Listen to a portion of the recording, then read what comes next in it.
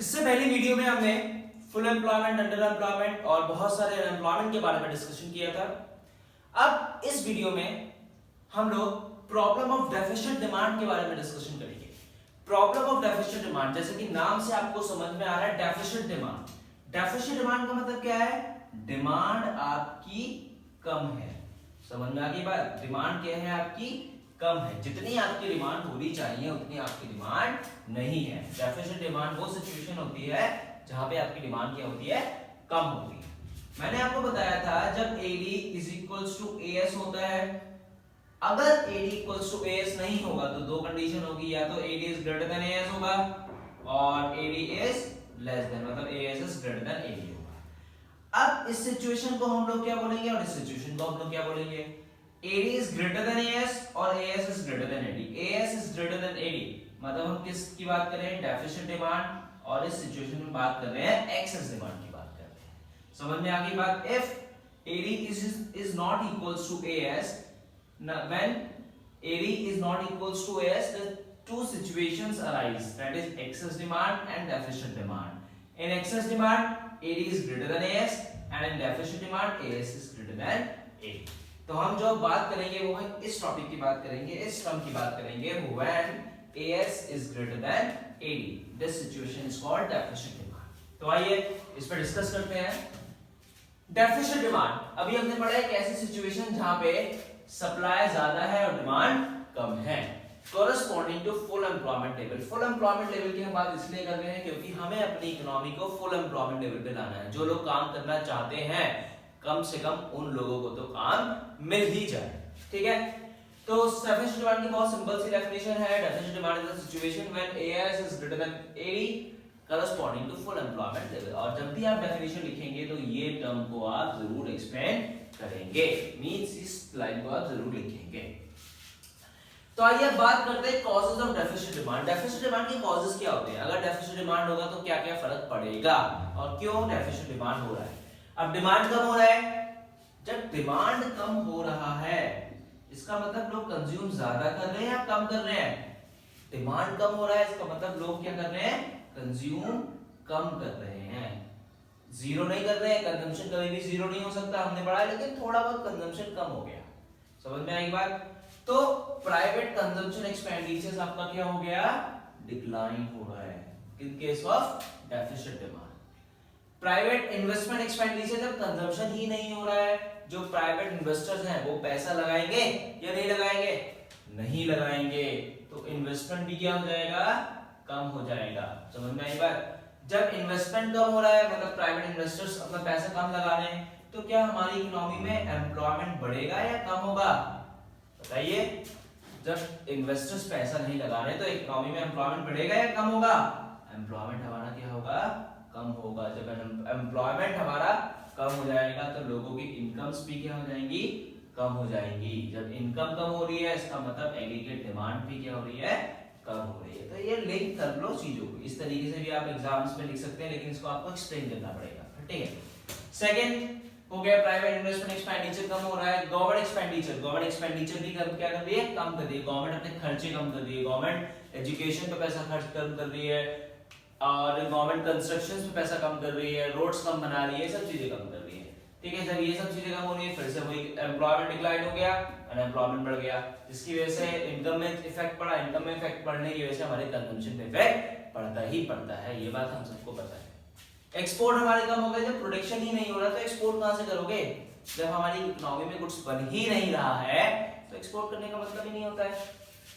Import, इस case में हमने इंपोर्ट बढ़ा लिया। इंपोर्ट कैसे बढ़ा लिया? जब हमारे यहाँ गुड्स प्रोड्यूस नहीं हो रहा है, लेकिन कुछ गुड्स ऐसे होते हैं जिसकी हमें जरूरत होती है, जैसे जो कुछ एसेंशियल होते हैं, तो हम उसको क्या करते हैं? उसको हम बाहर से खरीद लेते हैं, क्योंकि हमारे पास उसका प्रोडक्शन नहीं हो रहा है, तो जिसकी वजह से इंपोर्ट क्या हो जाता है? इंक्रीज हो जाता है, ठीक है? टैक्सेस रेट इंक्रीजेस, जब टैक्स इंक्रीज हो जाएगा, पहले एक चीज आपको 200 रुपए की मिल रही थी, ठीक है? अब वही चीज आपको 240 रुपए की मिल रही है प्लस टैक्सेस, तो क्या आप उस गुड्स की डिमांड ज्यादा करेंगे कम करेंगे? टैक्स रेट बढ़ने की वजह से डिमांड क्या हो गई?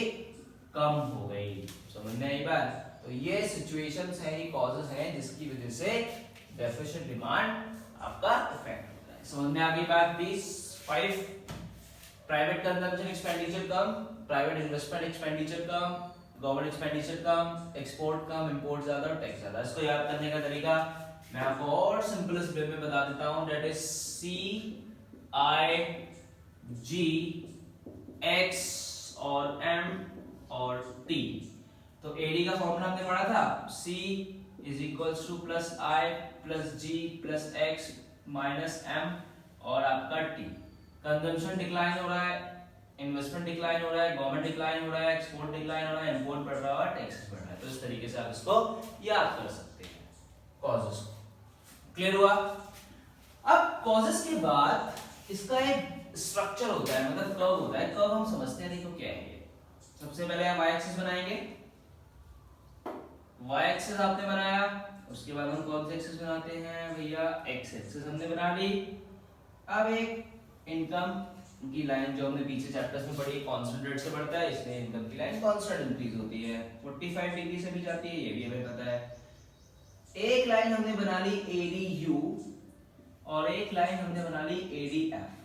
हम अपनी इकोनॉमी में हमेशा चाहते हैं कि हमारी इकोनॉमी में फुल एम्प्लॉयमेंट हो, मतलब हम किस पॉइंट पे रहें, इस पॉइंट पे रहें, इक्विलिब्रियम पॉइंट पे रहें।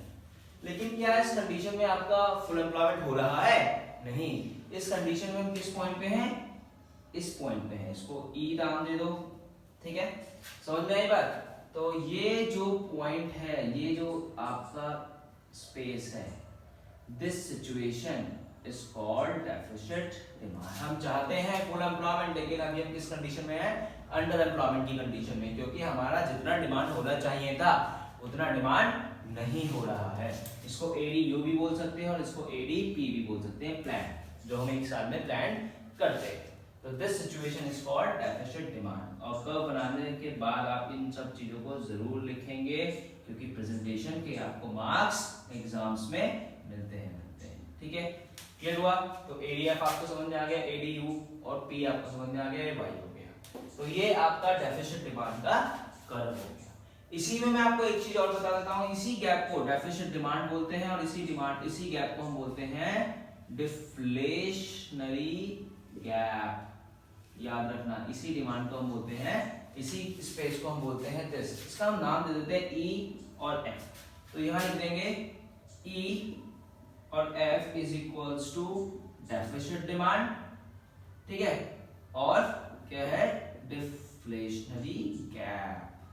तो ये आपका ये क्लियर हो गया। डेफिसिट डिमांड हमें समझ में आ गया, कॉजेस हमें समझ में आ गया, डेफिसिट डिमांड का हमारा कर्व हमें समझ में आ गया। Consequences of deficit demand. Deficit demand के कॉन्सिक्वेंसेस क्या होते हैं? अभी मैंने आपको बताया कि सिचुएशन कौन सी है, सिचुएशन है जहां पे सप्लाई ज्यादा है और डिमांड कम है। क्या इस कंडीशन में हम फुल एम्प्लॉयमेंट इक्विलिब्रियम अचीव कर सकते हैं? नहीं। इस कंडीशन में हम अंडर एम्प्लॉयमेंट इक्विलिब्रियम अचीव करें। क्यों? क्योंकि डिमांड कम होने की वजह से प्रोडक्शन पे क्या हो रहा है, इफेक्ट पड़ रहा है, प्रोडक्शन कम हो रहा है। जब प्रोडक्शन कम हो रहा है तो क्या सारे लोगों को एम्प्लॉयमेंट मिल जाएगा?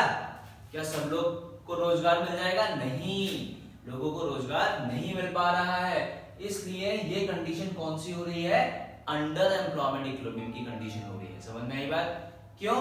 क्योंकि हम लोग उतना प्रोडक्शन नहीं कर पा रहे हैं जितना प्रोडक्शन होना चाहिए। फैक्ट्री में जितनी मशीन्स थी, उन सब मशीन्स पे क्या हो रहा है, प्रोडक्शन, उतना प्रोडक्शन नहीं हो पा रहा है, जिसकी वजह से मशीन पे लोग काम नहीं कर पा रहे हैं। जब मशीन पे लोग काम नहीं कर पा रहे हैं तो इसका मतलब लोग क्या हो रहे हैं, अनएम्प्लॉयड हो रहे हैं। इसलिए इसको बोल रहे हैं हम लोग अंडर एम्प्लॉयमेंट इक्विलिब्रियम। समझ में आई बात? उसके बाद है second, deflationary gap. Deflationary gap मैंने आपको अभी बताया। डिफ्लेशनरी गैप क्या था? डिफ्लेशनरी गैप आपका था, अभी हमने पढ़ा डिफ्लेशनरी गैप।